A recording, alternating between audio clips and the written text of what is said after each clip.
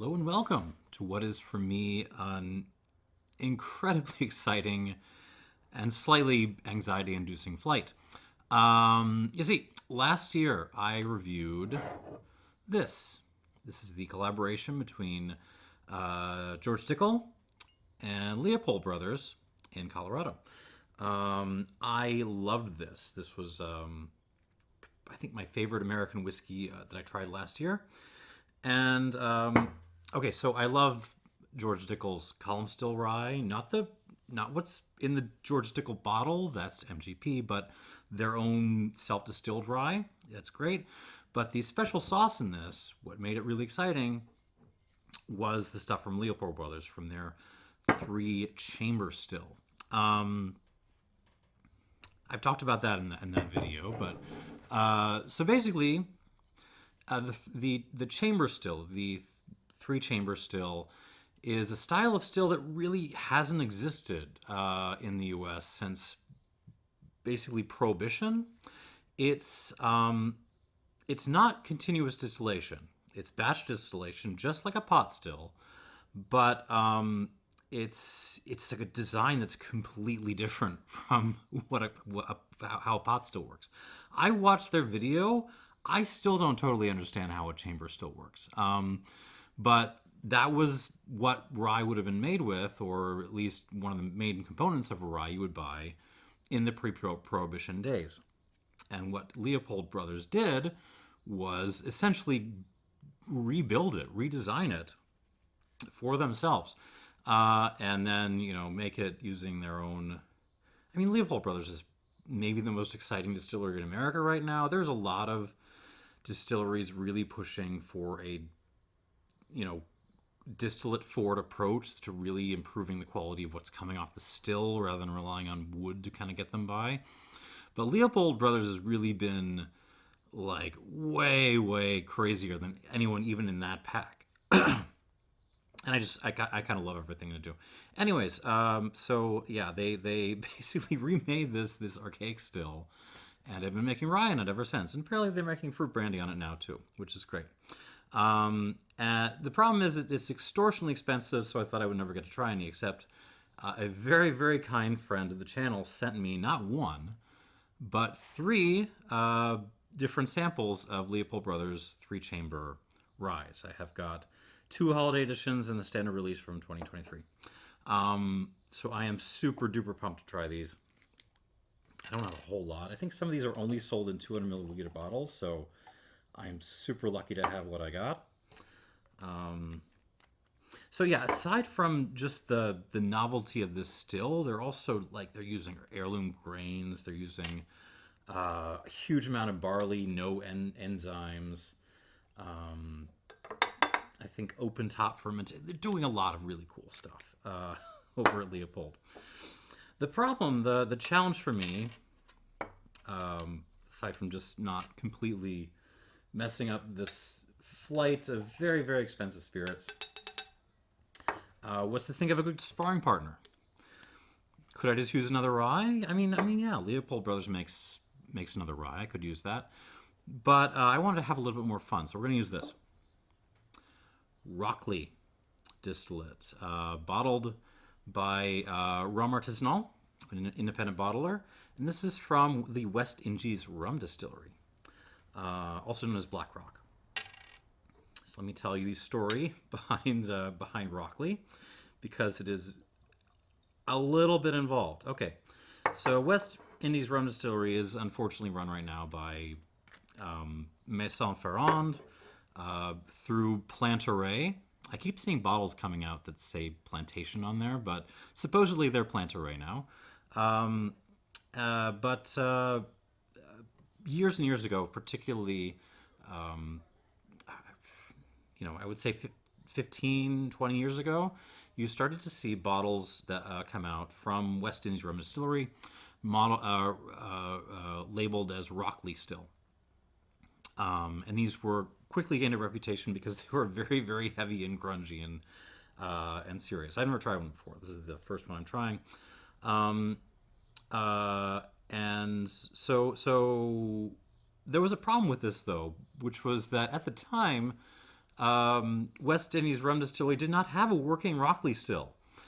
They did inherit a still from the now defunct Rockley Distillery, but it was long out of action. To make this story more confusing, Maison Ferrand has apparently now, like, at least partially repaired the Rockley still, so be prepared for new actual Rockley distillate to come out. Anyways, so there's this mystery, like, okay, so there's this clearly very distinctive style of rum, but there's no Rockley still, so what the heck is this? A little bit of detective work was done. The West Indies Rum Distillery, which has a lot of history behind it, it's actually very cool, has another couple of stills, including a Vulcan still. And it is a chamber still, pretty much of the same design as what Leopold Brothers has. It's so far as I know, the last working, before Leopold Bros, the last working chamber still in the world. And the theory is, again, based on what we know about the history of when these things were fired up, the theory is what is now known as the Rockley rum is actually coming out of the Vulcan still, this chamber still. May have just been used as wash still. The history is a little bit murky there, but in any case, if you want to try a chamber distilled spirit that isn't Leopold Brothers, this is probably it. Like, this is what you got. It's also not cheap, but I thought it would be a fun sparring partner. Okay, so we got a fun lineup here. We're gonna go in order of proof. Rockley is 47.1 or percent wise, and then all the Leopolds a bottle are 50%. They're bottled in bond. Very classic Americana. So I'm going to start with the Rockley, and here we go. Ooh. My first thought is actually Lefroy. Yeah, okay. There is a distinctive, like, iodine used bandage kind of note on this. Oh, absolutely. I mean, so, okay. Where do I start with? Okay, imagine like a rum from South Pacific, Fiji, that kind of pot still style. So the Fijian rum's leaning more in the Barbados direction, right? But then, like, you're just gonna put a little bit of Lefroy in there, or not even, like, because there's no peat or anything. It's just that kind of medicinal note. That's kind of what this smells like. Yeah, Fiji by way of Lefroy. That's the best I can do with it. Yeah, iodine, bandages. But then there's also some kind of underripe pineapple in there. Gunpowder.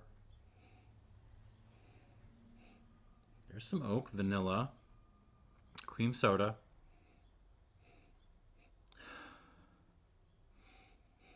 Certainly some fun kind of industrial notes going on there, like I don't know, like a hot diesel engine or something. So not diesel exhaust per se, just like you've turned off the engine and like it's still hot and you kind of smell it. A little bit of that.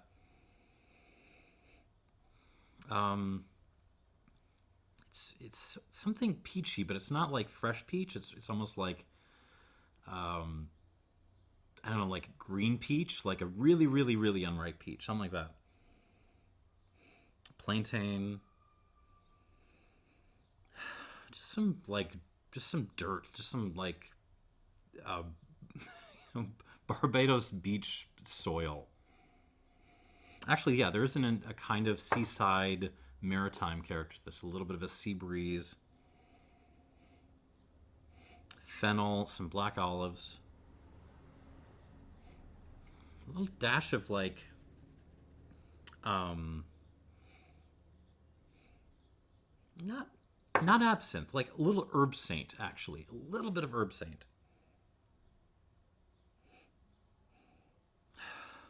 It's nice. What's really fun with this is just that medicinal note. That is so fun. Oh, and a little bit of like something smoky, but it's like I want to say like Balkan style tobacco, slightly, Latakia driven tobacco, but it's almost like you got, it's more like the ash, but like then some water went on. So like soggy Balkan tobacco ash, something like that. Nice. Okay, on the palate.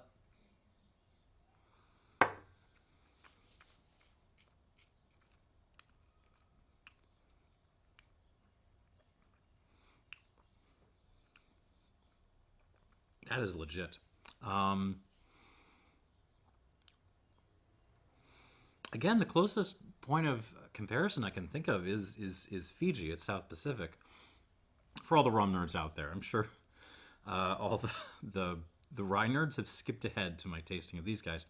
But yeah, there's that really really fun, like I'm just chewing on bandages, but I'm kind of enjoying it kind of character to this as well. It's very heavy. It's very oily, peppery. Yeah. On the palate, those kind of rummy notes, fennel, olive, black olive in particular, like just seawater. They're much more prominent. Kind of mixing around with some like vanillas, a little root beer, plantain again. Balkan style tobacco again, but this time it's like unlit, so you're just like you're chewing on some Latakia heavy tobacco, but nice. Pepper, really intense black pepper.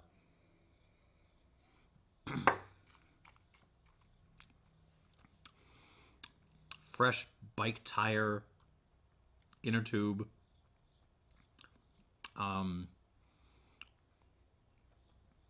Maybe some rubber cement along it too. It is actually absinthe this time on the palate, not herb saint. Well, just like not nice absinthe, just like your shelfer absinthe. What's kind of getting me here is the mouthfeel. I mean, I do like the flavor elements, especially that kind of like chewing on bandages, iodine kind of thing. But yeah, the way this is kind of filling up my mouth is, yeah, it's kind of impressive. I like this. I wish they would fire up the Vulcan still over there at Black Rock and make more like this. Is my first thought. I'm gonna give this some water. We'll come back to it. It's only 47, so I'm gonna do like 1 squirt and then like 3 drops.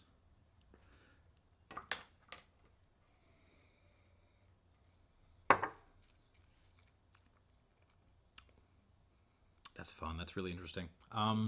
Okay, but moving on to the Leopold Brothers.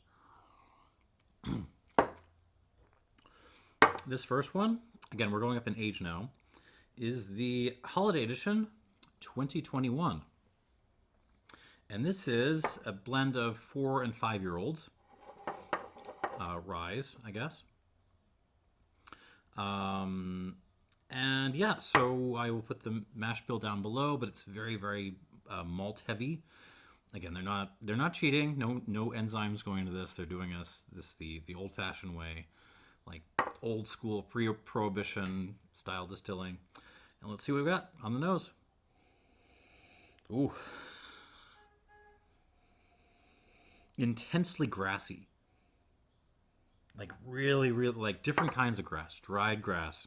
Freshly cut grass. You just like mowed the lawn. You picked it up and smelled it. Oh wow. Oriental tobacco. And all this is like mixed up in, what is that? Like some kind of oil. It's like a mix of some extra virgin olive oil meets a little bit of like coconut oil, and it's all in this unholy mixture of different oils. But then you like mix all the grassy stuff up in there. That's kind of what this smells like.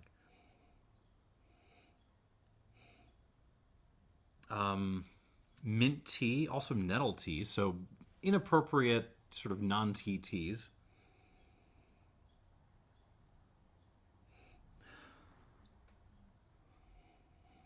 Tons of little details here. Obviously, some oaky elements, some vanilla bean, a little bit of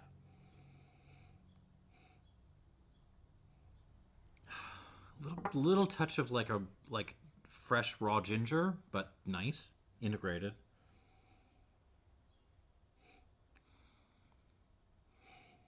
It's not a huge like big old range of flavors. What's there is so like vivid and intense. Yeah, it smells grassy and oily. That's most of what I'm getting out of this. A little bit of oh, what is that?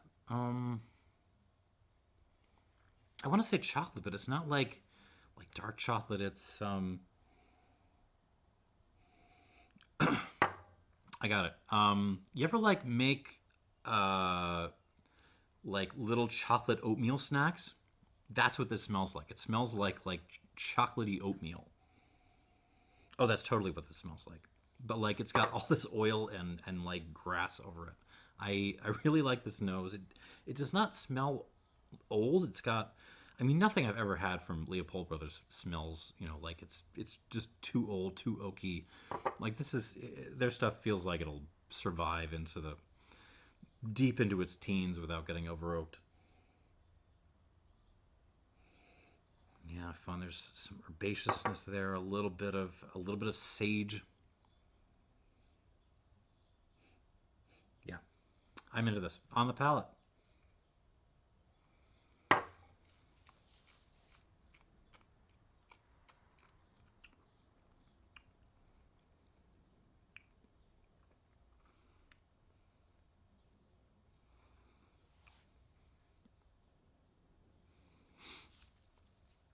Here's something I didn't expect to say. In reviewing these, Brandy Gang, in particular, Eau de Vie Gang, come in the room. Like I know the old rum and the rye stuff is scaring you off. You need to try this. This the way this behaves on the palate reminds me more of, yeah, like just eau de vies, like fruit brandy schnapps, more so than anything else I can think of. So yeah, it's like a grainy, grassy schnapps is the best way I can explain. So if you are the kind of person who drops hundreds of dollars on a Rochelle, like really serious eau de vie, yeah, you absolutely need to do yourself a favor and grab a bottle of one of these. That being said, I haven't tried these others, so maybe they'll behave differently. I think a traditional rye drinker is going to be a little bit baffled by this. Fuck, that's the door. Hold on one second. Pause.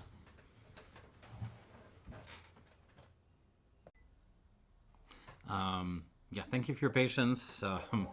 My wife has a very expensive package coming today, so I'm on door duty. Yeah, a standard rye drinker is going to be a little bit baffled by this. It does not, like the mouthfeel is so like, yeah, oily is the word. I mean, it's very, very viscous, but also like spicy and peppery at the same time. But it's not all oak spice. It's coming from the distillate as well.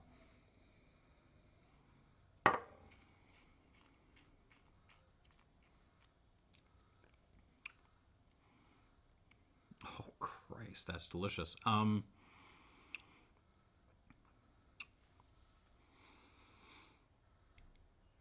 A lot of this really follows from the nose. So, yeah, olive oil, coconut oil, fresh grass, dried grass, sage,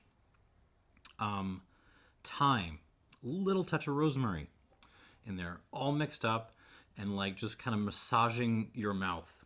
A little bit of black pepper in there as well. Vanilla, chocolate oatmeal stuff. It's actually kind of floral too. So you're including a couple of wildflowers in that kind of oily mess as well.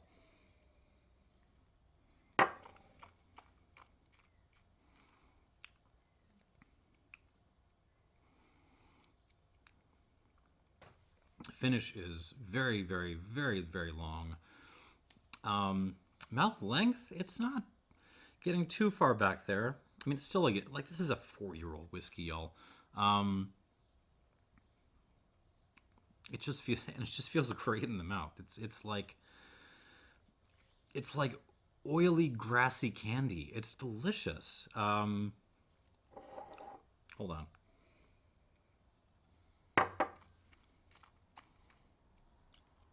Some malted milk balls in there. Honey. Have I mentioned honey before? Honey, clover honey. And it's nice. Oriental tobacco again. Legit. Very, very good. I'm gonna add some water. Come back to it because I need to try these others. Let's do 2 squirts. And moving on. This is the second holiday edition. So holiday edition number 2. I think this is a 2022 edition, so we are up to 5 years old, 5 and 6-year-old barrels. Other than that, same thing so far as I know. Ooh. A little bit more muted, but so I'm getting a little bit more darker tones in this, some dark chocolate coming through.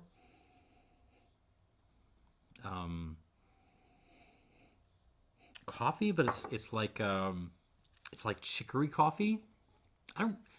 Not my favorite thing, but if you like chicory coffee, I support you. You do you. It's a little bit more muted on the nose actually than the previous one.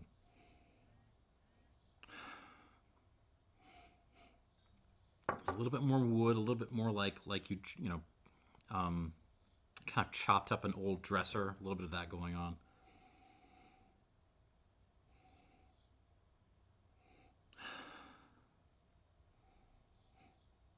So yeah, more dark chocolate in particular. More kind of furniture-y notes.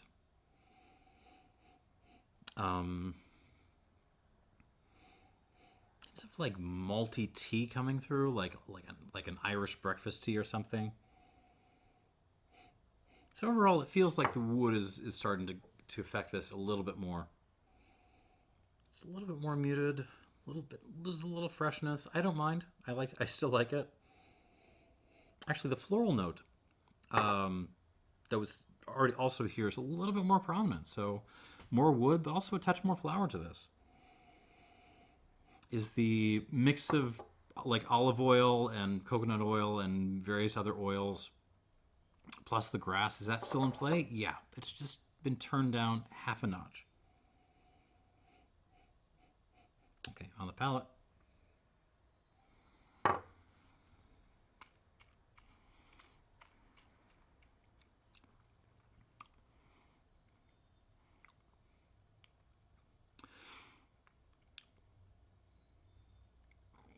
Same kind of story. I mean, it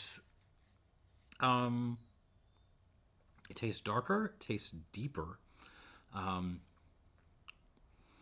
at the same time, it's a little bit less fresh. I don't think I like it any less. Let's try it one more time. There's some more citrus coming through. There's some orange peel happening.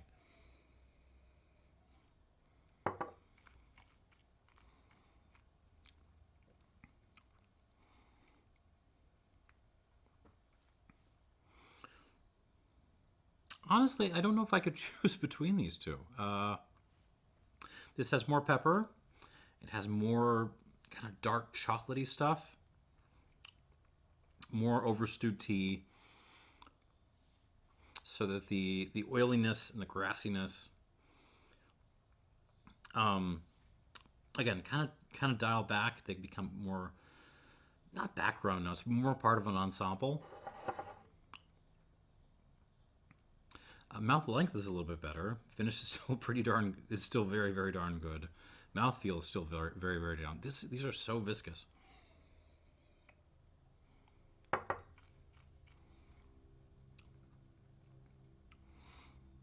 Yeah, but more floral. It has a little bit more of a citrus thing going on now. I think these are fantastic. Again, they're not inexpensive, but you are paying for heritage grains. You're paying for an entirely, from the ground up still design. Your money's getting you something. All right, so let's give this 2 squirts. We'll come back to it.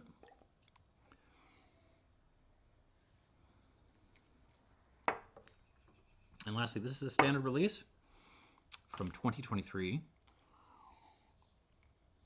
And this is all 6-year-old rye. So it's the oldest thing here.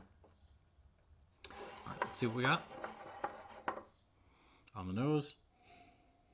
Ooh. I mean, these are actually much more different than I was anticipating. I was thinking I would just go through and give you the same notes every time, but... And yet, no, this one gets kind of deeper and darker still, but it's actually in a very different direction. This smells... what is that? It smells like pumpernickel bread or something. I mean, that's kind of where I'm going. With a side of like, what is it? Like molasses is wrong. It's like a grainy, like sorghum syrup or something like that. Something like that. Like dark rustic syrup.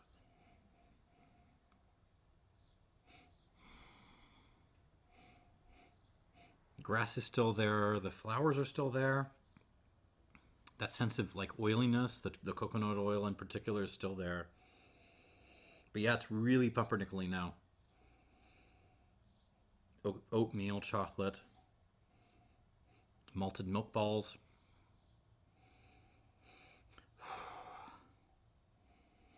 This is giving my nose a workout. It's much more peppery now. Tons of black pepper happening on the nose.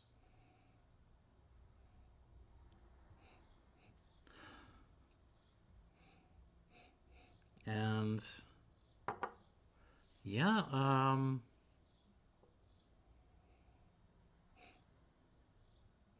mean, yeah, similar level of quality. Very, very, very good. Just more on the kind of darker pumpernickel-y side of things than the lighter, oily, grassy side of things. There's some kind of some honeydew honey coming through as well, like so, sour, heavy honey. Nice. On the palate.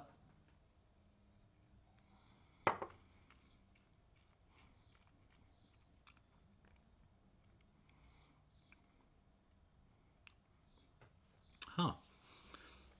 So on the palate, this actually has the lightest touch of all three. It doesn't... how should I need to qualify that. I'm not saying the finish is short or anything. But it feels actually a little bit more high tone than the previous two. Like it arrives very kind of dark and dense and heavy, and then it clears itself up, and you're left with these kinds of more aromatic sort of tones. Not what I was expecting on the palate of this, but it's very nice.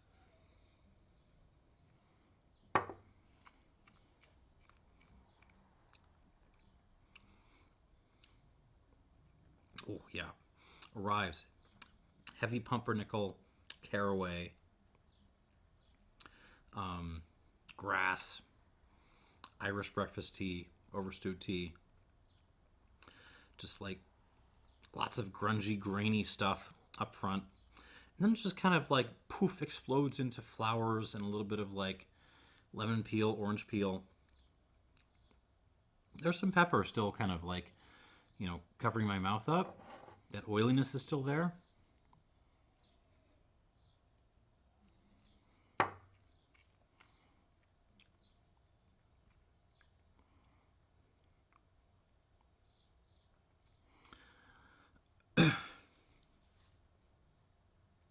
On the initial run through, this might be my least favorite of the bunch. That being said, it's still very, very darn good. So let's give this some water. We'll come back. 1. And, come on. 2. All right. All right, I'm going to have to taste the Rockley again after all those. Okay, here we go. I'm very, very curious to see what the Rockley does with water. This is the oldest thing here. It's like 21 years old. Yeah, 21 years old. So bottled circa 2021, 22 or something like that. It's a 2000 vintage. On the nose. Not a ton of development. It starts to smell a little Port Morency now. It gets a little bit like there's a little bit of incense coming through. A little bit of like exotic woods happening, maybe some balsa wood. Don't be scared. Like a hint of umbrana, a hint of that kind of like cinnamony thing, but nice. But yeah, it's really still dominated by Fiji meets Lefroy bandages. That's really most of what's happening here. I'm enjoying the cream soda root beery thing as well. Maybe it's gotten it's a hair bit sweeter on the nose with water. Okay, on the palate.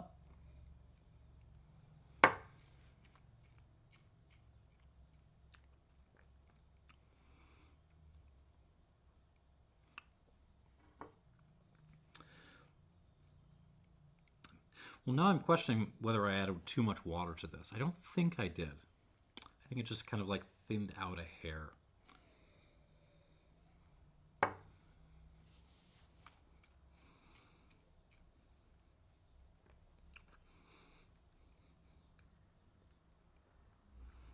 No, it's still got it. It just... Be careful when you add water to this because it becomes one of those spirits where it really only becomes convincing after like sip 2 or 3. It's starting to build up in my mouth now. Yeah, it gets really peppery, like pepper and flowers and bandages all over my mouth, which I'm enjoying, which I'm appreciating.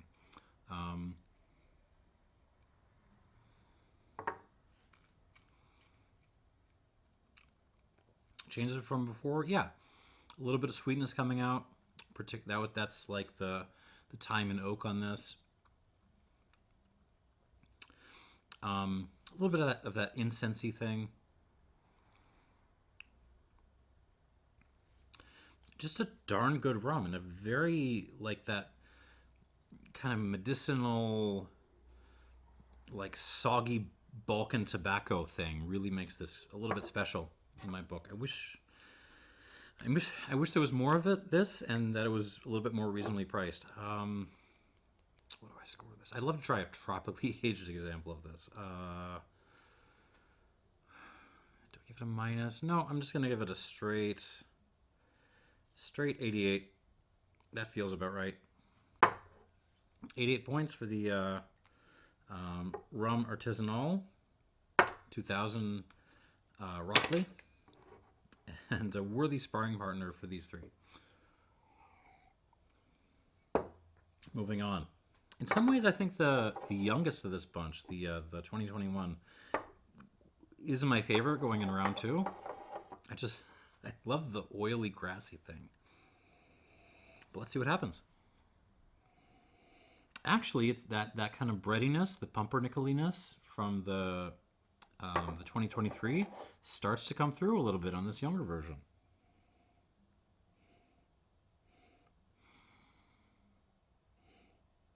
But yeah, it's still very, very dominated by that kind of grass soaked in various oils kind of smell.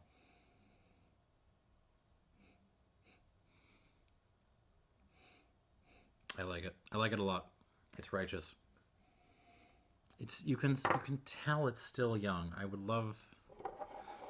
Oh, but at the same time, I kind of like this more than the older versions of this, at least. I don't know. I don't know. This is something I would love to see re-racked in a less active cask, which would make it not a rye anymore, but whatever. On the palate,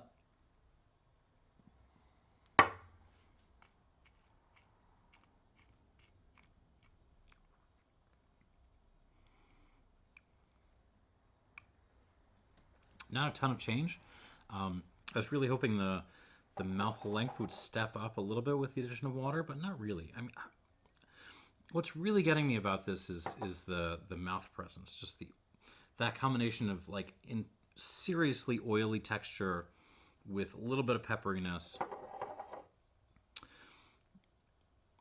Actually, no, it's that, but also like there's like a grass candy kind of nature to this, which is very fun.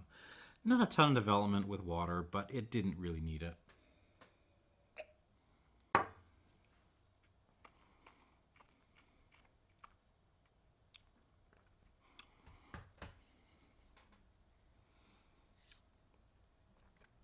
I need to be objective about this, and it's hard to be objective about it because it's so darn delicious, but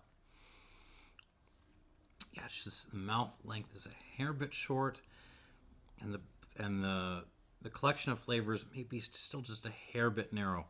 I mean, part of me, I want to say I would like to try an older version of this, but I've tried the older versions of this and I haven't necessarily liked them more, so I don't know. I like this a lot, though. I think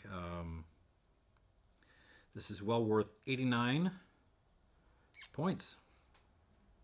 89 points.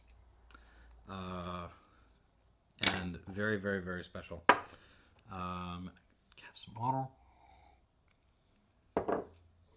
Moving on to the second holiday edition of the Leopold's 3-chamber.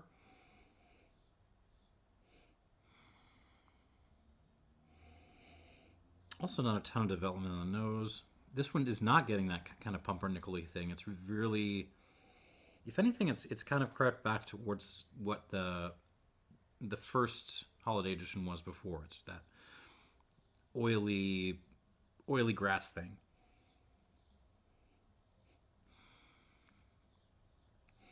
With still maybe a little bit more chocolatey stuff coming through. All right, on the palate.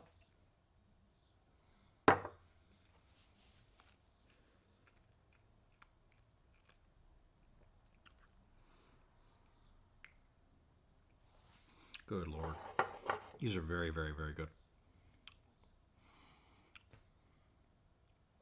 I mean, the complexity, the layers, the deliciousness factor. It's really hard to knock these, aside from the fact that they're just not inexpensive. But knowing what's going into them and how they make them, that kind of makes sense to me.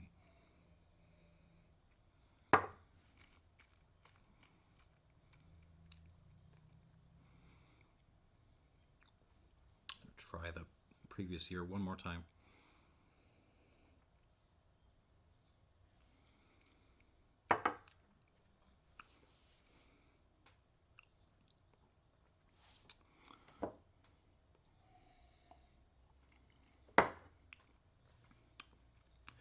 I'm trying to decide whether I want to score this higher. I might.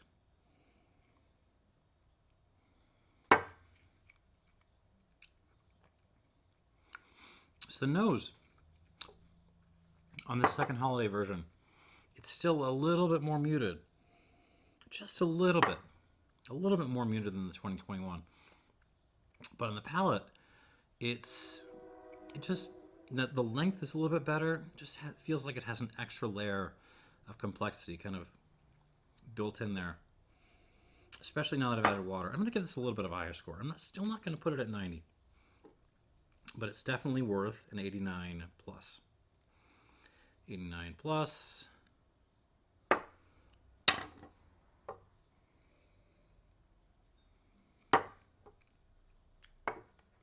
Terrific.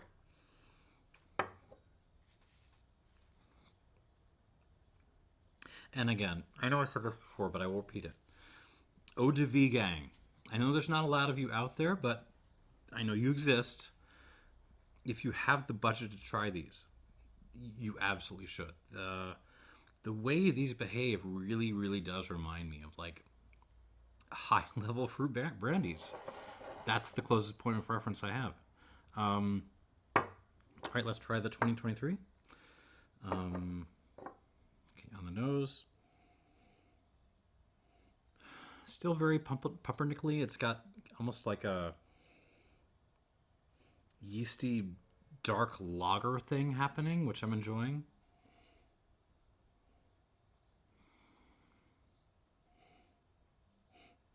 Yeah. It is actually showing more grass and more oil than I remember it showing neat, which I appreciate. On the palate,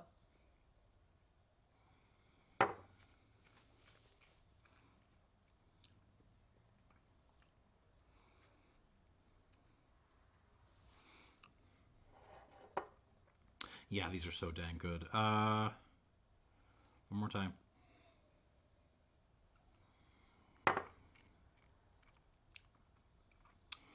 The oak comes out a little bit more, but otherwise very much the same as it was. Good length, good mouthfeel. Do I like this more than the 2021? I'm not sure.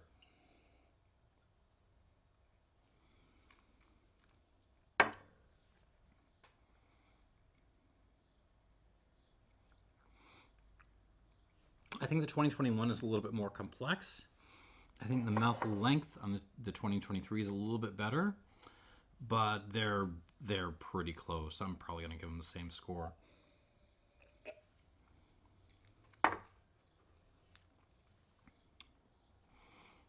Yeah, I'm going to give these the same score.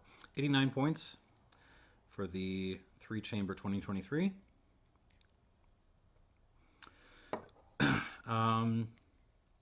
And yeah, that's the lineup. Very, very, very expensive, but very, very good flight today. 88 for the Rockley. 3-chamber holiday edition, first edition, gets an 89, as does the Stena release 2023. And my favorite was this slightly shy in the nose, but very, very good on the palate, especially with water. Holiday edition number 2, I guess 2022, 89 plus. And yeah, all hail the chamber still. Thanks for watching, and cheers.